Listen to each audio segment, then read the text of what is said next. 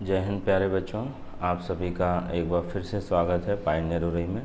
और रीजनिंग में हम लोग वैन आरेख का बेसिक देख चुके थे। वैन आरेख की एक क्लास हो चुकी थी और आज इस टॉपिक को मैं कंप्लीट कर दूंगा, ख़त्म कर दूंगा। टाइप नंबर 1 लगभग ख़त्म की ओर है। टाइप नंबर 1 के हम लोग बेसिक देख चुके थे, कुछ क्वेश्चंस देख चुके थे। कुछ क्वेश्चंस और मैं करा देता हूँ जिससे आपके डाउट्स अच्छे से क्लियर हो जाएँ, ठीक है। फिर हम लोग सीखेंगे नेक्स्ट है टाइप 2 और टाइप 3 के क्वेश्चंस। टाइप नंबर 2 बेहद आसान है, एक क्वेश्चन में ही सारा कॉन्सेप्ट क्लियर हो जाएगा आपका। और टाइप नंबर 3 2 के बाद हम लोग सीखेंगे, तो क्योंकि 2 में जो चीज़ें सीखेंगे फिर 3 में अप्लाई करेंगे, ठीक है भाई। चले हम लोग सीखते हैं इन क्वेश्चन को। स्क्रीन पे आप देख रहे हैं क्वेश्चन, लास्ट क्लास में शायद इससे पहले के क्वेश्चंस हो गए थे।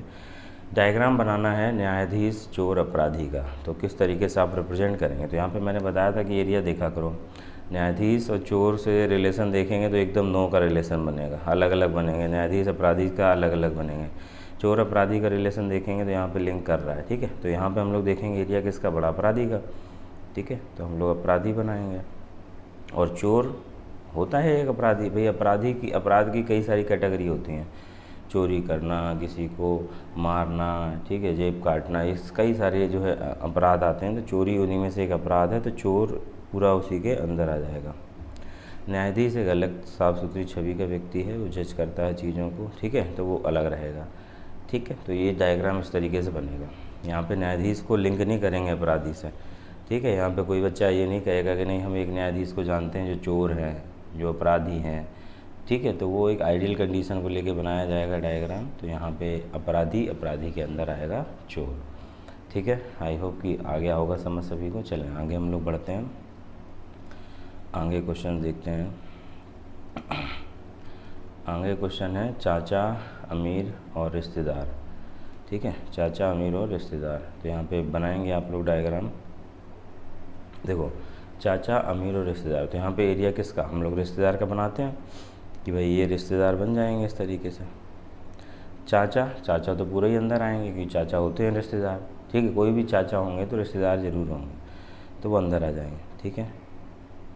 अब बात करते हैं अमीर को लिंक करते हैं। तो कुछ अमीर जो है, कुछ चाचा ऐसे होते हैं जो अमीर होते हैं, कुछ रिश्तेदार भी होते हैं अमीर होते हैं, ठीक है। कुछ ऐसे भी लोग अमीर हैं जो ना हमारे चाचा हैं ना रिश्तेदार हैं। तो इसलिए ये डायग्राम हमारा इस तरीके से बनेगा। तो ये इसका परफेक्ट डायग्राम है, ये इसका परफेक्ट डायग्राम है, ठीक है। इसके अलावा किसी को कोई डाउट्स हो तो कमेंट सेक्शन में ज़रूर बताएं, ठीक है। मेरा कॉन्टैक्ट नंबर है, आप क्वेश्चंस को व्हाट्सएप कर सकते हैं। अगर आपको कोई भी डाउट्स हैं तो व्हाट्सएप कर सकते हैं। मेरा कॉन्टैक्ट नंबर मैं लिख रहा हूँ, व्हाट्सएप नंबर,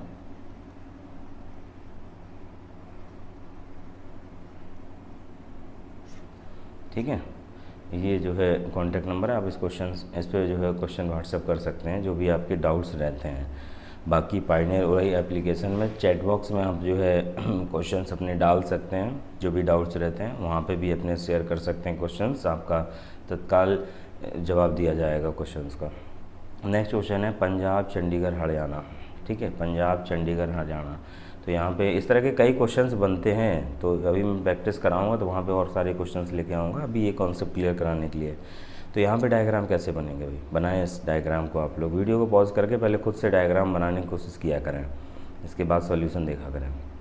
तो पंजाब, चंडीगढ़, हरियाणा में रिलेशन देखते हैं। तो हरियाणा जो है, अगर चंडीगढ़ को देखें तो चंडीगढ़ जो है पंजाब की भी कैपिटल है और हरियाणा की भी कैपिटल है, मतलब दोनों में आना चाहिए, ठीक है। तो क्या हम इस डायग्राम को ऐसे बना सकते हैं कि भाई ये चंडीगढ़ हो गया, ये पंजाब, ये हरियाणा? नहीं बना सकते, ये तो उल्टा हो जाएगा कि भाई चंडीगढ़ के अंदर पंजाब है, जबकि पंजाब के अंदर चंडीगढ़ है, हरियाणा के अंदर चंडीगढ़ है। तो हम लोग क्या करेंगे, दोनों को कोरिलेट करेंगे, इस तरीके से बनेगा। ये पंजाब हो जाएगा, ये हरियाणा हो जाएगा, इनका जो कॉमन सेक्शन है ये चंडीगढ़ है, ठीक है। हालांकि पेपर में हो सकता है आपको विकल्प न दिया जाए, क्योंकि 3 शब्द हैं तो 3 सर्किल देगा, वो 3 सर्किल से रिप्रेजेंट करेगा। तो या तो कभी कभी दे देता है भाई कि ये पंजाब, ये हरियाणा, एक छोटा सा सर्किल ऐसे बना देगा चंडीगढ़ का, तो ये सही है। अगर मान लो इस तरीके का विकल्प ना हो और नन ऑफ दीज भी ना दिया जाए तो ये चंडीगढ़, ये पंजाब, ये हरियाणा, इस तरीके से हम लोग फिर मजबूरी में उसको सही करना पड़ेगा, ठीक है। वैसे तो परफेक्ट डायग्राम आपका यही है, जो परफेक्ट डायग्राम बना वो यही है। ये बात समझ आ रही होगी आपको, ठीक है। आई होप समझ आ गया होगा। चले आगे क्वेश्चन, हम लोग अगला क्वेश्चन करते हैं। धूम्रपान करने वाले आदमी और धूम्रपान ना करने वाले लोग, ठीक है। ये बहुत ही इम्पॉर्टेंट है क्वेश्चन, इस पर दिमाग लगाना है। देखो धूम्रपान करने वाले आदमी और धूम्रपान ना करने वाले। देखो आदमी बनाया, अब आदमी दो ही प्रकार के होते हैं, या तो भाई धूम्रपान करने वाले या ना करने वाले, तो ये आदमी हो गए। अब अगर हम लोग इसके आदमी के अंदर डाल देंगे धूम्रपान करने वाले और एक इसी तरीके से डाल देंगे धूम्रपान ना करने वाले, तो ये वाली बात तो गलत हो जाएगी। भाई आदमी तो दो ही टाइप के होते हैं, या तो धूम्रपान करने वाले या ना करने वाले। तो अगर धूम्रपान करने वाले ये हो गए, धूम्रपान ना करने वाले ये हो गए, तो ये बाकी के ये कौन से लोग हैं? ये जो लोग बच रहे हैं और जगह बच रही है, ये किसके लिए? ठीक है, तो ये डायग्राम तो नहीं बनेगा, और सोचेंगे इस तरीके से बनाएंगे। तो अगर ऐसे बनाते हैं भाई ये आदमी, ठीक है, ये धूम्रपान करने वाले हो गए, ठीक है। हो सकता है कुछ स्मोकर आदमी हो, कुछ स्मोकर जो है महिलाएं भी होती हैं। गांव में जाओ तो कई महिलाएं बीड़ी फूंकती हैं, ठीक है। तो ये हो सकता है धूम्रपान करने वाले हो जाएंगे, ये धूम्रपान करने वालों की जो जगह है उसमें जो है कुछ महिलाएं बैठ जाएंगी, और ये धूम्रपान ना करने वाले बनाएंगे, तो ये बीच में कौन से वाले आदमी रह जाएंगे? ठीक है, तो ये भी डायग्राम परफेक्ट नहीं है। तो ध्यान दो, इस क्वेश्चन का जो है कोई भी परफेक्ट डायग्राम पॉसिबल है ही नहीं कि बन पाए, क्योंकि भाई आदमी दो टाइप के होते हैं। भाई अगर हम लोग इसको इस तरीके से रिप्रेजेंट करें कि भाई ये आदमी है, इस आदमियों में से ये हो गए धूम्रपान करने वाले, और ये हो गए इस तरीके से धूम्रपान ना करने वाले, ठीक है, तो चल जाएगा। अगर सर्कल से रिप्रेजेंट करेंगे तो पॉसिबल नहीं होगा। तो यहाँ पे इस तरीके का डायग्राम यदि पेपर में दिया है तो उसको हम लोग मान लेंगे, क्योंकि ये बेस्ट है। परफेक्ट डायग्राम इसका कुछ पॉसिबल है ही नहीं भाई, आप किसी भी तरीके से इसको रिप्रेजेंट नहीं कर सकते हो, क्योंकि यहाँ पे अगर हम एक सर्किल बना रहे हैं आदमी का, और ये सर्किल बना रहे हैं हम लोग किसका? धूम्रपान करने वालों का, और ये सर्किल बना रहे हैं एकदम जोड़ते हुए धूम्रपान ना करने वालों का, तो ये जो स्पेस बच रहा है ये किस टाइप के आदमी होंगे? भाई कोई भी व्यक्ति होगा, या तो स्मोकर होगा या नहीं होगा, दो ही बातें आएंगी। उसी तरीके से सेम ये क्वेश्चन है, शाकाहारी आदमी मांसाहारी, तो आदमी होगा या तो वो शाकाहारी होगा या तो वो मांसाहारी होगा, ठीक है ना।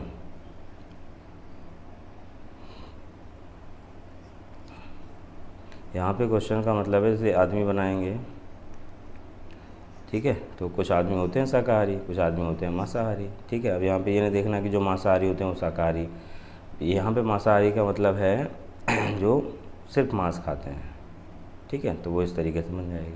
तो इसका भी जो बेस्ट डायग्राम है वो यही बनेगा। चलिए हम लोग नेक्स्ट बढ़ते हैं आगे की ओर। टाइप नंबर 2 है यहाँ पे हमारे सामने। टाइप नंबर 2 को देखेंगे। यहाँ पे ये डायग्राम इस तरीके से दिया हुआ है और इसमें ये छूटा हुआ है कि क्या क्या है। देखो टाइप नंबर 2 को समझ लेते हैं। यहाँ पे इसके अलग से मैं बना देता तो सही रहता, खैर कोई नहीं, छूट गया है, इसको मैं लिख देता हूँ। अभी 1 मिनट रुकें, मैं देख के लिखता हूँ कि किस व्यक्ति को इंजीनियर कहा गया है। हाँ, ये जो व्यक्ति हैं ये इंजीनियर हैं, ठीक है, और ये जो सर्किल रिप्रेजेंट किया गया है ये वर्क से, ये डॉक्टर है, और ये जो है ये हैं आर्किटेक्ट, वास्तुकार, ठीक है। मैंने शॉर्ट में लिख दिया, इनको समझना है। देखो इसके बेसिक्स को समझने की यहाँ ज़रूरत नहीं, बेहद आसान तरह का क्वेश्चन होता है, एकदम हलवा टाइप। यहाँ पे जो 10 ये लिखा हुआ है, ये 10 असल में केवल इंजीनियर वाले पार्ट में लिखा हुआ है यहाँ पे, और ये जो 2 लिखा है ये यहाँ पे लिखा हुआ है, ये 1 यहाँ लिखा हुआ है, बाकी सब चीज़ें क्लियर हैं। तो यहाँ पे अगर बात करी जाए भाई ये 10 लोग कौन से लोग हैं, तो ये 10 लोग वो लोग हैं जो केवल इंजीनियर हैं, इंजीनियर के अलावा कुछ नहीं है। ये केवल 20 लोग जो है ये केवल डॉक्टर हैं, ठीक है, ये 20 लोग केवल डॉक्टर हैं। ये 15 लोग केवल आर्किटेक्ट हैं, ठीक है। ये जो 2 लोग हैं, ये 2 लोग कौन से हैं, ये तीनों चीज़ें, डॉक्टर भी हैं, इंजीनियर भी हैं, आर्किटेक्ट भी हैं, ठीक है। ये 1 लोग कौन है, इंजीनियर के साथ साथ आर्किटेक्ट हैं।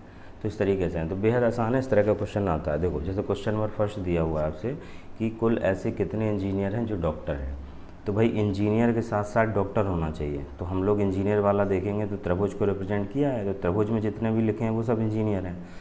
इंजीनियर के साथ साथ क्या होना चाहिए, डॉक्टर भी होना चाहिए। ऐसे कितने इंजीनियर हैं जो डॉक्टर हैं, तो डॉक्टर जो रिप्रेजेंट किया गया वो किस में रिप्रेजेंट किया गया, वो आपका वर्ग में रिप्रेजेंट किया गया है। तो यहाँ पे डॉक्टर और इंजीनियर दोनों होना चाहिए। तो डॉक्टर और इंजीनियर यहाँ पे ऐसे सिर्फ कितने लोग हैं, सिर्फ 2 लोग दिखाई दे रहे हैं आपको, सिर्फ 2 लोग दिखाई दे रहे हैं जो डॉक्टर हैं, डॉक्टर के साथ साथ इंजीनियर हैं, ठीक है ना। ये एक हमारा क्या है, ये इंजीनियर के साथ वास्तुकार है, ये 2 लोग ऐसे हैं। इसमें कुछ और भी लिखना था,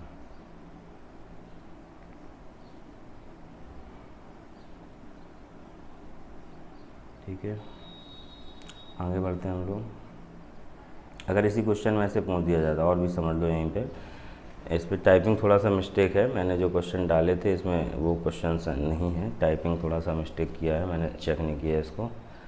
चलें, अब सही रहेगा। अब आपके लिए जूम आउट कर दिया है, जिससे आप एक बार में ही देख सकेंगे। चलें,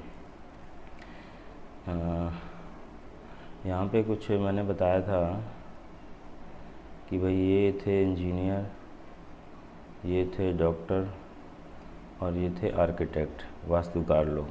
यहाँ पे ध्यान दो, यहाँ पे ये जो 2 नंबर है वो यहाँ पे लिखा हुआ है, और ये यहाँ पे 3 नंबर लिखा हुआ है, ठीक है, और यहाँ पे 5 नंबर लिखा हुआ है। इस क्वेश्चन में टाइपिंग मिस्टेक है, ये 2 यहाँ से हटाना है, इस 2 को यहाँ पे लिखा है, तो यहाँ पे मैं कट कर दे रहा हूँ। ये 2 ऊपर लिखा हुआ है, ठीक है, अब आप समझ पा रहे होंगे। एक यहाँ पे लिखा हुआ है, एक इस तरीके से, ठीक है। चलो, अब क्वेश्चंस को हम लोग करते हैं। यहाँ पे क्वेश्चन में क्या है कि पहला क्वेश्चन पूछा गया है कि कुल ऐसे कितने इंजीनियर हैं जो डॉक्टर हैं, ऐसे कितने इंजीनियर हैं जो डॉक्टर हैं। तो इंजीनियर होना चाहिए और डॉक्टर होना चाहिए, बहुत ही ध्यान से समझना इस क्वेश्चन का आंसर। इंजीनियर होना चाहिए और डॉक्टर होना चाहिए। तो हम लोग देख रहे हैं ये इंजीनियर है, त्रिभुज में जितने भी दर्शाए गए वो इंजीनियर हैं, और वर्ग में जितने भी दर्शाए गए हैं वो डॉक्टर हैं। तो इन 2 सर्किल में आना चाहिए।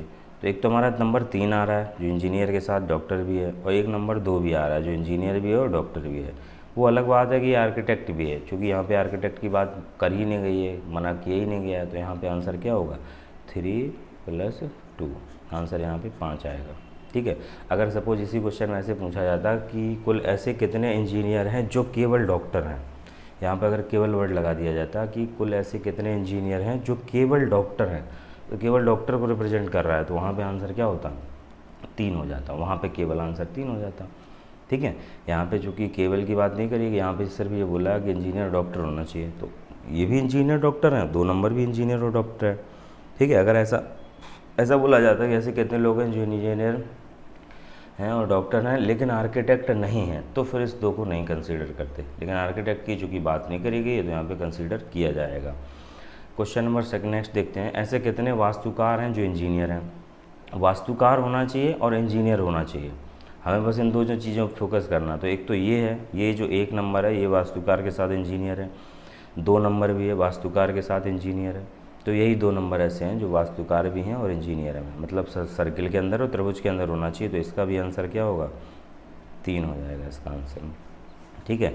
नेक्स्ट है, ऐसे कितने डॉक्टर हैं जो वास्तुकार नहीं है। अब डॉक्टर ऐसे बताओ जो वास्तुकार ना हो, तो सर्किल से हटा दो, बाकी कितने बच रहे हैं, तो ये 20 बच रहे हैं और ये 3 बच रहे हैं, तो 23 होंगे ऐसे, ठीक है। अगर यहाँ पे ऐसे पूछता कि ऐसे कितने डॉक्टर हैं ऐसे कितने केवल डॉक्टर हैं जो मतलब केवल डॉक्टर के लिए बात करता है, तो आंसर 20 हो जाता।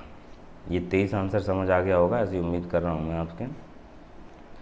नेक्स्ट देखेंगे क्वेश्चन नंबर, कुल कितने इंजीनियर हैं। तो टोटल इंजीनियर हमें काउंट करके बता देना, ठीक है। तो इंजीनियर हम लोग देखेंगे टोटल कितने हैं, त्रिभुज के अंदर हम लोग देख लेंगे टोटल कितने हैं। तो हम लोग देख पा रहे हैं कि टोटल हमारे 15 हैं। तो टोटल इंजीनियर्स की जो संख्या है वो कितनी है, 15 है। इसी तरीके से कुल कितने डॉक्टर हैं, तो डॉक्टर की हम लोग डॉक्टर वाला देख के बता देंगे, ठीक है। तो 20 ये हैं, 3 और ये हैं टोटल हमारे 10, ये हमारे 20 हैं, 30 हो जाएंगे। अगर यहाँ पे केवल शब्द लगा देता, जैसे कि कुल केवल कितने, मतलब कुल कितने केवल इंजीनियर हैं, तो केवल इंजीनियर 10 हैं, केवल डॉक्टर 20 हैं, तो इस तरीके से आंसर आ जाता। तो यहाँ पे हमें एरिया पे फोकस करना है, ठीक है भाई। वो जितनी डाटा पूछ देता, अगर दिक्कत है तो फिर मैं अभी और डिटेल में समझा देता हूँ। चलिए नेक्स्ट हम लोग पढ़ते हैं टाइप नंबर 3 की ओर। टाइप नंबर 3, टाइप नंबर 2 बेहद आसान है, और अभी प्रैक्टिस करेंगे, प्रैक्टिस सेशन लेके आएंगे, तो उसमें हम सिखाएंगे आप लोगों को। टाइप नंबर 3 पे आते हैं हम लोग। टाइप नंबर 3 देखो, टाइप नंबर 3 क्या है, बेसिक हम लोग परसेंटेज में भी जाते हैं, तो वहाँ पे भी देखते हैं इस तरह के क्वेश्चंस को। टाइप नंबर 3 ये इंपॉर्टेंट है, ये आज की डेट में हर एग्ज़ाम से पूछा जा रहा है। NTPC के एग्ज़ाम की जो डेट आई है 15 दिसंबर से शुरू होना है पेपर, वहाँ पे भी आपको देखने को मिलेंगे। और UPSI के एग्ज़ाम में बहुत इंपॉर्टेंट है, ठीक है। बाकी किसी भी एग्ज़ाम में जाएंगे तो इस तरह के क्वेश्चन, UPSSC तो हमेशा पूछ रहा है। आप पिछले अगर 2 साल के पेपर उठा के देखेंगे तो इस तरह का क्वेश्चन आता है। और यहाँ पे क्या है, बच्चे घबरा जाते हैं, इस तरह के क्वेश्चन अक्सर गलत करके आते हैं वो, ठीक है। क्योंकि ये जो टाइप नंबर 3 है ये हम लोग परसेंटेज में भी पढ़ते हैं मैथ्स में, तो जब मैं मैथ्स में परसेंटेज टॉपिक पढ़ाऊँगा तो वहाँ पे डिटेल में चर्चा करेंगे हम लोग। अभी फ़िलहाल जितना एग्ज़ाम में पूछा जाता है उतना हम लोग डिस्कस करेंगे। देखें क्वेश्चन में यहाँ पे पूछा गया है कि हिंदी में 70% लोग हैं जो पास हुए हैं, इंग्लिश में 60% लोग हैं जो पास हुए हैं, और हिंदी के साथ साथ इंग्लिश में दोनों विषय में 30% पास हुए हैं। तो यहाँ पे देखो वेन आरेख की मदद से हम लोग सॉल्व करते हैं। यहाँ पे 2 विषय की बातें हो रही हैं तो 2 सर्किल ड्रॉ कर लेंगे हम लोग, ठीक है। 2 सर्किल यहाँ पे हम लोग ड्रॉ कर लेंगे। सपोज़ ये हिंदी वाला गोला है और ये इंग्लिश वाला गोला है, 2 सर्किल हमने ड्रॉ कर लिए। हिंदी में टोटल 70% पास है, हिंदी में हमें बताया गया कितने 70% पास है, ठीक है। हिंदी में 70% पास है, और इंग्लिश में हमें बताया गया है कि इंग्लिश में 60% पास है, और दोनों ही विषय में मतलब हिंदी और इंग्लिश दोनों में ही 30% पास है, ठीक है। अब देखो हिंदी में अगर 70% पास है, 70 में से 30 ऐसे भी हैं जो इंग्लिश में भी गिने गए। भाई 70% केवल हमारे यहाँ पे हिंदी में पास थे, और 60% इंग्लिश में, और 30% ऐसे भी हैं जो इंग्लिश में भी पास हुए हैं, ठीक है, हिंदी में पास हुए, मतलब दोनों जगह गिनती हुई है।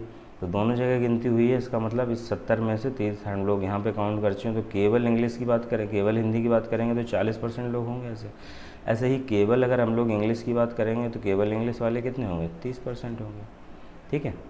ये बात समझ आ गई। तो यहाँ से हम लोग देख सकते हैं कि 40% ये, 30% ये, 30% ये, इस तरीके से टोटल इतने परसेंट लोग पास होते हैं, 100% लोग। तो यहाँ पे ओनली इंग्लिश, ओनली हिंदी का आंसर आ जाएगा 40, और ओनली इंग्लिश का आंसर आ जाएगा 30, ठीक है। नेक्स्ट क्वेश्चन की ओर बढ़ते हैं हम लोग। अगला क्वेश्चन है, देखो कि किसी परीक्षा में इंग्लिश में 30 लोग पास हुए, मैथ्स में 50 लोग, और रीजनिंग में 80 लोग। यहाँ पे 3 विषय की बात हो रही है, फिर 2 विषय का डाटा दिया, फिर तीनों विषय का डाटा दिया, ओनली रीजनिंग का पूछा जा रहा है। तो यहाँ पे 3 सर्किल बनाएंगे, ठीक है। ऐसा मान के किया जा रहा है यहाँ पे जितने लोग थे सभी पास हुए हैं, सारे के सारे पास हुए हैं, कोई फेल नहीं हुआ है। तो ध्यान दें 3 सर्किल बनाते हैं हम लोग। एक सर्किल हो जाएगा इंग्लिश का, एक सर्किल हो जाएगा मैथ्स का, और एक सर्किल हो जाएगा रीजनिंग का, ठीक है।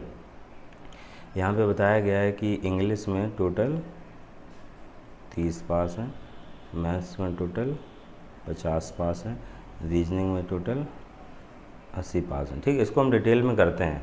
जैसे यहाँ पे तो हमसे पूछा जा रहा है ओनली रीजनिंग में बताओ, या ओनली इंग्लिश में बताओ, या ओनली मैथ्स में, तो हम लोग सब निकाल सकते हैं। जैसे सिर्फ इंग्लिश ओनली रीजनिंग का पूछा जा रहा है तो रीजनिंग वाले गोले पे फोकस करना है हमें बस।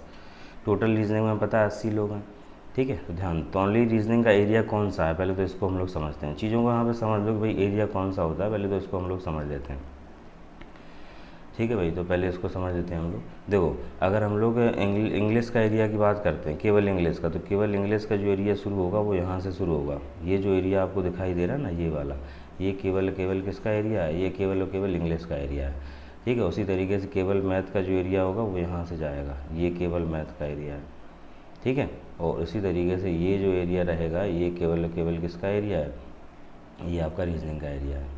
इंग्लिश और मैथ के एरिया की बात करेंगे तो इंग्लिश और मैथ का जो एरिया है वो ये है, यहाँ इसके बीच में जो लिखा जाएगा वो इंग्लिश और मैथ दोनों में होंगे, ठीक है। और केवल इंग्लिश और मैथ बोला जाएगा तो वो फिर इतना होगा, ठीक है। इन दोनों का अंतर समझना है। यहाँ पे जो ये वाला एरिया है ये सिर्फ ये क्या है, इंग्लिश और मैथ का है, मतलब केवल इंग्लिश और मैथ का। और यहाँ से लेकर यहाँ तक ये भी शामिल कर लेंगे रीजनिंग को भी, तो इंग्लिश और मैथ दोनों का एरिया है, ठीक है। इंग्लिश प्लस मैथ और ओनली इंग्लिश प्लस मैथ दोनों का अंतर है यहाँ पे। तो ये बात समझ आई होगी, उम्मीद करता हूँ ऐसी। तो यहाँ पे ध्यान से समझें। देखो तो अगर हम लोग देखते हैं, सबसे पहले जब भी इस तरह का क्वेश्चन आए तो तीनों वाला जो कॉमन एरिया है वहाँ से भरना शुरू करो। तो तीनों विषय में जो पास हुए हैं वो 2 लोग हैं, तो यहाँ पे भर दिया जाएगा, ठीक है। अब हम लोग शुरू करते हैं, हमें इस वाले एरिया पे और इस वाले एरिया पे, तो ओनली रीजनिंग तक पहुँच जाएंगे। अब देखो ये जो एरिया है ये कौन सा एरिया है, रीजनिंग प्लस मैथ का। उसी तरीके से ये जो एरिया है पूरा लंबी वाली जो पत्ती है यहाँ से यहाँ तक गई है, ये कौन सी है, रीजनिंग प्लस इंग्लिश की, ठीक है। तो हम लोग अगर देखें तो रीजनिंग प्लस इंग्लिश में 10 लोग हैं, रीजनिंग प्लस इंग्लिश में 10 लोग हैं, 10 में से 2 लोग ऐसे भी हैं जो मैथ्स में भी पास हुए हैं। भाई रीजनिंग प्लस इंग्लिश का जो एरिया है वो यहाँ से शुरू होता है, ये पूरा है ये, ठीक है ना, इतना पूरा, इतने में से 2 यहाँ चला गया तो बचेगा सिर्फ 8। तो ये 8 लोग वो हैं जो सिर्फ रीजनिंग में और इंग्लिश में, सिर्फ रीजनिंग और सिर्फ इंग्लिश, इन 2 विषय में जो है पास हुए हैं। उसी तरीके से सिर्फ रीजनिंग और मैथ का निकालते हैं, तो सिर्फ रीजनिंग मैथ का निकालते हैं तो रीजनिंग और मैथ में टोटल कितने हैं, 15 लोग हैं। 15 में से 2 यहाँ चले गए तो बचेंगे कितने, 13 लोग। ठीक है, अब ओनली रीजनिंग का एरिया ये है, ये जो एरिया बचेगा ना, ये सिर्फ क्या है, ओनली रीजनिंग का है। तो टोटल 80 लोग हैं, 80 में से जितने पास हो चुके हैं वो हटा देंगे। तो 80 में से हम लोग देख पा रहे हैं 13 प्लस 2 15, 15 में हम लोग 8 जोड़ रहे हैं तो 23, तो 23 यहाँ से हटा देंगे। तो हम लोग 23 हटा देंगे तो फिर फाइनली बचेगा 57। तो 57 लोग ऐसे हैं जो सिर्फ और सिर्फ रीजनिंग में पास हुए हैं, ओनली रीजनिंग में पास हुए हैं। ऐसे ओनली इंग्लिश का निकालना हो मान लो, ठीक है, ओनली इंग्लिश का निकालना हो या ओनली मैथ्स का निकालना हो तो हम लोग कैलकुलेट कर सकते हैं, बिल्कुल कैलकुलेट कर सकते हैं। देखो इस वाले फिगर की बात करेंगे तो ये एरिया किसका है, इंग्लिश और मैथ्स का है। तो इंग्लिश और मैथ्स में हम लोग देख रहे हैं 5 लोग हैं, 5 में से 2 ये हो गए तो यहाँ पे बचेगा 3। ठीक है, अगर ओनली मैथ्स की अगर हम बात करेंगे तो यहाँ पे लिखना है, तो हम लोग टोटल इन सभी का करेंगे तो टोटल 18 हो रहा है, तो 18 यहाँ से हम लोग माइनस कर देंगे। ठीक है, 18 अगर हम लोग यहाँ से गला थोड़ा सा गड़बड़ है, 18 अगर हम लोग यहाँ से माइनस कर दें तो फाइनली आंसर कितना आ रहा है, 32। तो 32 लोग ऐसे हैं जो केवल मैथ्स में पास हुए हैं। ऐसे ही केवल इंग्लिश का निकालना होगा तो हम लोग कैलकुलेट कर सकते हैं, भाई टोटल इंग्लिश में 30 है, 30 में से 13 लोग ये हो गए तो 13 माइनस कर देंगे तो बचे कितने, 17 लोग। तो ओनली इंग्लिश में 17 लोग हैं जो पास हुए हैं। ठीक है, उम्मीद करता हूँ यह क्वेश्चन समझ आ गया होगा। जिसे भी समझ ना आया हो वीडियो को फिर से एक बार रिवाइड करें और देखें। हम लोग बढ़ते हैं नेक्स्ट क्वेश्चन की ओर। क्वेश्चन नंबर 3 बिल्कुल इसी तरीके से, और उम्मीद करता हूँ कि आप लोग इसको सॉल्व कर ले जाएंगे। ठीक है भाई, देखते हैं एक बार फिर से इसी क्वेश्चन को ध्यान देंगे। देखो रेड, ब्लू और येलो, यहाँ पे 3 कलर की बात हो रही है। कुछ 100 लोग ऐसे हैं जिनको लाल रंग पसंद है, 70 लोग ऐसे हैं जिनको नीला रंग पसंद है, और 50 लोग ऐसे हैं जिनको पीला रंग पसंद है। तो यहाँ पे ध्यान देखेंगे 3 हम लोग सर्किल बनाते हैं। ये रेड वाला हो गया, ये ब्लू वाला हो गया, ठीक है भाई, ये येलो वाला हो गया। तो यहाँ पे हम डाटा लिख दे रहे हैं। ठीक है, रेड है 100 लोग, ब्लू है, पेपर में सजा के नहीं लिखना आपको तो दिख जाना चाहिए। येलो की अगर हम लोग बात करें तो येलो वाले लोग हैं 50 लोग। हमने बताया था हम लोग कॉमन एरिया से शुरुआत करेंगे। ठीक है, तो तीनों रंग पसंद करने वाले लोग कितने हैं, 3 लोग हैं, तो ये 3 यहाँ आएगा। ठीक है, अब हम लोग क्या करेंगे, हमें देखो ओनली रेड कैलकुलेट करना है तो केवल रेड वाले सर्किल में फोकस करो, मतलब हमें ये 2 जगह और भरनी है बस। तो ये जगह भरते हैं। ये जो जगह है ये किसकी है, रेड और येलो की है, रेड और येलो की है। तो रेड येलो में टोटल 20 लोग हैं जो पसंद करते हैं, टोटल 20 हैं, उनमें से 3 ही हो गया तो ये कितना बचेगा, 17। ठीक है भाई, और यहाँ पे अगर हम लोग फोकस करते हैं, भाई वहाँ पे तो पेपर में और तेज़ी से किया जा सकता है, ये तो मैं डिटेल में बता रहा हूँ चीज़ों को सीखने के लिए। ये जो एरिया है वो रेड और ब्लू का है, तो रेड और ब्लू में अगर हम लोग देखें तो 20, ये कुछ गलत कर दिया क्या मैंने, रेड और येलो का, सॉरी 10 है ये, हाँ सॉरी, रेड और येलो का 10 है, रेड और येलो 10 है, तो ये 3 होगा तो यहाँ पे बचेगा कितना, 7। ठीक है, अभी क्लियर है। रेड और ब्लू में 20 है, तो अगर ये 20 है तो इसमें से 3 चले गए तो यहाँ पे बचेगा 17। ठीक है, तो हम लोग यहाँ पे देख पा रहे हैं टोटल 100 है रेड का। ठीक है, तो ओनली वाला एरिया बताना है तो ये वाले हम माइनस कर देंगे हम लोग। टोटल रेड मतलब पूरा सर्किल जो कंप्लीट सर्किल होगा वो रेड का होगा, तो ये हमारा 27 माइनस कर देना है यहाँ से। तो 27 हम लोग यहाँ से माइनस कर देंगे तो फाइनली जो आंसर आएगा वो क्या होगा, 73। तो केवल लाल रंग पसंद वाले लोग 73 लोग हैं। हमें ज़रूरी नहीं है कि पूरा हम लोग सर्किल कंप्लीट करें। ठीक है भाई, पूरा सर्किल कंप्लीट करने की यहाँ पे ज़रूरत नहीं है। ठीक है, जो सर्किल में हमें कैलकुलेट करना है डाटा उसी सर्किल में हम लोग कैलकुलेट कर ले जाएंगे। ठीक, आई होप कि क्लियर हो गया होगा ये क्वेश्चन आपको। चलें हम लोग बढ़ते हैं नेक्स्ट क्वेश्चन की ओर। अगले क्वेश्चन को ध्यान से समझना है आपको। ठीक है, यहाँ पे थोड़ी चीज़ें घुमाई गई हैं। देखो एक पेपर होता है जिसमें कुल 150 लोग हिस्सा लेते हैं, 150 लोग हिस्सा लिए, 150 लोग परीक्षा दी। हिंदी में पास होने वाले 80 लोग हैं। ठीक है, यहाँ डिटेल में बनाता हूँ मैं। हिंदी वाला जो सर्किल है वो 80 लोग हैं। मैथ वाला जो सर्किल है वो 50 लोग हैं और इंग्लिश वाला सर्किल है वो 30 लोग हैं। ठीक है, हमेशा की तरह हिंदी में है टोटल 80 लोग और मैथ्स में है 50 लोग और इंग्लिश में है 30 लोग। अब यहाँ पे ये पास का डाटा दिया है कि भाई ये सब पास है।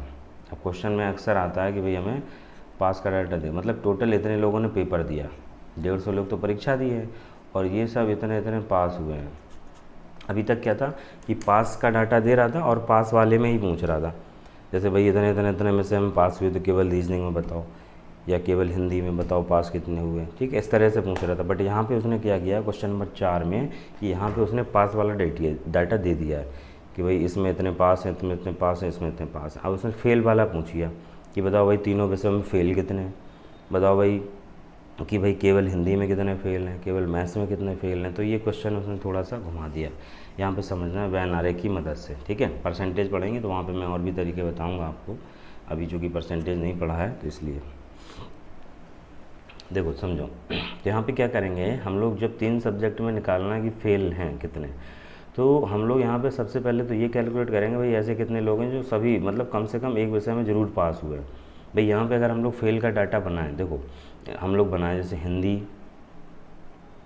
मैथ्स और इंग्लिश का बनाते हैं, तो यहाँ पे जो फिगर बनेंगे वो क्या बनेंगे, एक तो ये बनेगा कि भाई तीनों विषय में या तो पास हुए होगा बच्चा, यहाँ भी पास, यहाँ भी पास, यहाँ भी पास। ठीक है, एक तो ये बना होगा। एक ये बना होगा कि भाई हिंदी में फ़ेल हो गया और इन दोनों में पास है। एक ये बना होगा कि भाई यहाँ पास था बट यहाँ फ़ेल हो गया और यहाँ भी पास है। एक ये बनेगा कि यहाँ पास है, यहाँ पास है, यहाँ फ़ेल हो गया। ठीक है, एक ये बनेगा कि यहाँ फ़ेल है, यहाँ भी फ़ेल है, केवल यहाँ पास है। एक ये बनेगा कि यहाँ फ़ेल था, यहाँ पास है, यहाँ भी फ़ेल है। एक ये बनेगा यहाँ पास है, यहाँ फ़ेल है, यहाँ फ़ेल है। एक ये बनेगा कि भाई तीनों विषय में वो फ़ेल हो गया। ठीक है, इस तरीके से अगर हम लोग देखें तो टोटल हम लोग देख पा रहे हैं हमारे 8 कॉम्बिनेशन बनेंगे। भाई कोई 3 बच्चे पेपर देंगे तो उनमें ये 8 संभावना इस तरीके से रहेंगी, या तो तीनों पास होंगे या तो तीनों फेल होंगे, या भाई कोई एक एक विषय में फेल होगा, कोई दो दो विषय में फेल होगा। ठीक है, किन किन विषय में फेल होगा वो उस तरीके से पॉसिबिलिटी बनेगी। तो यहाँ पे टोटल 100 बच्चे हैं, सब ध्यान से समझना है क्वेश्चन को। भाई टोटल 150 बच्चे हैं यहाँ पे। इन 150 में से तीनों पास वाला हमें डाटा दिया है कि भाई तीनों पास में कितने बच्चे हैं। तीनों विषयों में जो पास हुए वो हमें दिया है कि भाई 2 बच्चे ऐसे हैं जो तीनों विषय में पास हैं।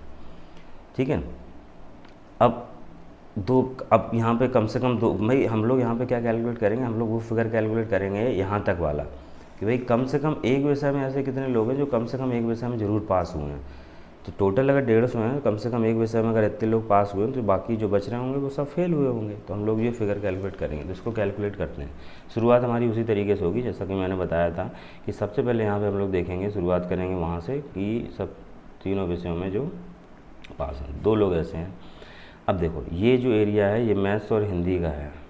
ठीक है ना, सॉरी हिंदी प्लस मैथ्स का एरिया है ये, हिंदी और मैथ का। तो हिंदी और मैथ में अगर हम लोग टोटल देखें कि हिंदी और यहाँ पे डाटा छूट गया है लग रहा है, हिंदी और मैथ का मैंने लिखा ही नहीं है। हिंदी और मैथ्स में हाँ देखना पड़ेगा बेटा, नहीं तो ये तो गड़बड़ हो जाएगी चीज़ें। जस्ट 1 मिनट मैं देखता हूँ। हिंदी और मैथ्स इंग्लिश 5 लिखा है, हिंदी प्लस मैथ्स में 15 है, इंग्लिश और हिंदी 10 है। ठीक है भाई, यहाँ पे आप थोड़ा सा नोट डाउन कर लेना अपने क्वेश्चंस में कि हिंदी और मैथ्स में जो पास हुए हैं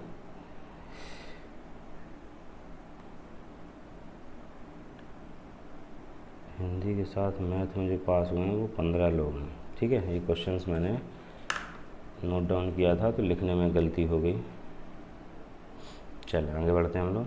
तो 15 लोग ऐसे हैं जहाँ पे हुए, तो केवल हिंदी और मैथ में अगर बात करेंगे तो 13 लोग होंगे। ठीक है, इसी तरीके से सर्कल की बात करते हैं। तो यहाँ पे अगर हम लोग देखेंगे तो इंग्लिश हिंदी का है, तो इंग्लिश और हिंदी में अगर हम लोग देखेंगे हाँ तो 10 लोग हैं, 10 में से 2 ही हो जाएंगे तो 8 बचेगा। यहाँ पे लिखते हैं इसी तरीके से। यहाँ पे मैथ्स और इंग्लिश का है, मैथ्स इंग्लिश में 5 है तो यहाँ पे बचेंगे 3। हम लोग ये सेक्शन ये तीनों फिल करते हैं। ठीक है, इस समय ये पता चल जाएगा कि कितने लोग ऐसे हैं जो कम से कम एक विषय में ज़रूर पास हुए हैं, और ये सारे के सारे स्ट्रक्चर पता चल जाएंगे। ऐसे ही पता चल जाएगा भाई ये ऐसे कितने लोग हैं जो इन दोनों में पास हुए हैं, इन दोनों में पास हुए हैं, सिर्फ इन दोनों में पास हुए हैं, ये सब चीज़ें यहाँ से निकल के आ जाएंगी। ठीक है, ध्यान दें। तो ये टोटल भाई 80 है, टोटल यहाँ पे 80 है। तो 80 में से अगर हम लोग 23 माइनस करेंगे तो ये निकल के आ जाएगा कि केवल हिंदी में कितना है। ठीक है, 10 ये और 20 3 23 माइनस कर देना है। तो 23 माइनस करेंगे तो 57 लोग होंगे जो केवल हिंदी में। अब मैथ्स का सर्किल है हमारा 50 का। ठीक है, मैथ्स का सर्किल हमारा 50 का है। 50 में हम लोग अगर ये जोड़ेंगे तो 18 लोग ये है, तो हमें 18 माइनस कर देना है। तो 18 घटाना है तो उसी बचेंगे 32 लोग। ऐसे इंग्लिश वाले में, इंग्लिश में हम लोग देख रहे हैं टोटल 8 2 10 13 घटाएंगे तो बचेगा 17। अब इन सबको उठा के हम लोग जोड़ देंगे, इन सबको उठा के हम लोग जोड़ देंगे। तो इन सबको उठा के अगर हम लोग जोड़ेंगे तो ये कंप्लीट सर्किल 80 वाला है। ठीक है, और ये हमारे 20 हो गया, 100 और 32 132 हो गया, मतलब 132 लोग पास हुए हैं। इन पूरे सर्किल में जो नंबर लिखे हैं इन सबका टोटल 132 बन रहा है। ये 132 लोग वो लोग हैं जो कम से कम एक विषय में ज़रूर पास हुए हैं। इन्हीं 132 में वो लोग हैं जो कम से कम एक विषय में, कोई कोई 2 विषय में, कोई कोई तीनों विषय में भी पास हुआ है। टोटल अगर 150 थे, ठीक है, टोटल अगर 150 थे जिनमें से 132 लोग हमारे पास हुए तो 18 लोग ये वो लोग हैं जो ज़रूर विषय में फाल हैं।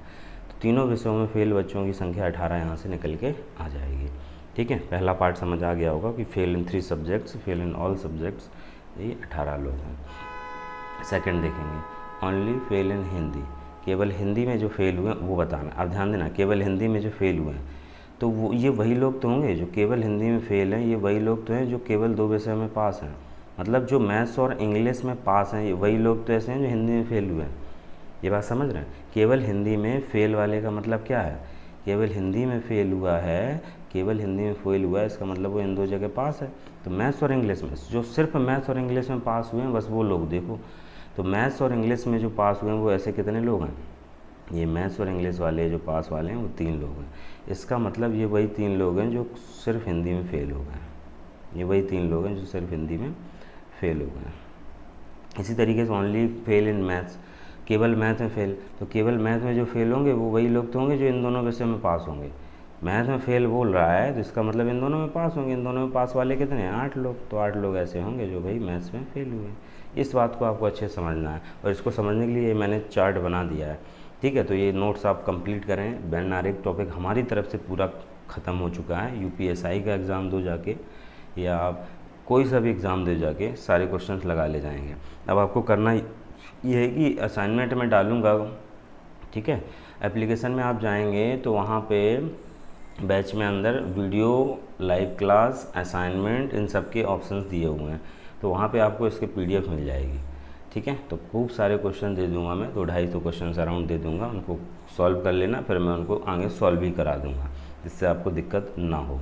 और जिसको भी दिक्कत हो मैंने आपको अपना व्हाट्सएप नंबर दे रखा है, एक बार फिर से नोट कर लें जिसके पास नहीं है।